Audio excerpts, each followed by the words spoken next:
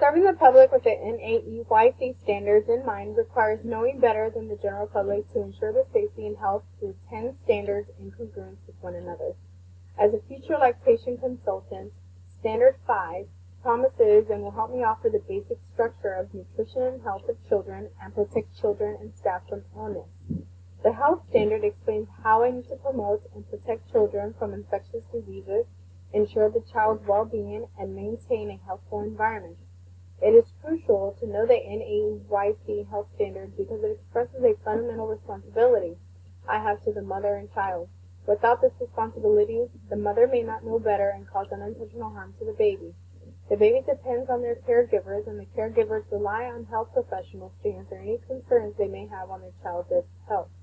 As a consultant for a lactation program, offering classes before and after delivery are essential in establishing a healthy environment. Topics such as feeding methods, reducing the risk of SIDS, risk of pharmaceutical usage that the mother may be taking, and safe breast milk handling all support the importance of knowing these health standards. A healthy environment is created from this, as neglecting or ignoring these aspects can harm the baby's growth. An early learning program for infants must include a clean environment, as babies are vulnerable and susceptible to various illnesses.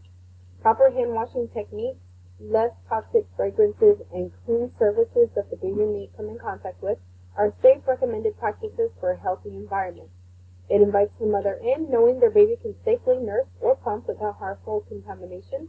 Child health will be promoted by explaining the health benefits of nursing and how it is healthy for mom and baby, specifically discussing the longevity of unused express breast milk, how long to refrigerate it for, and under proper temperature.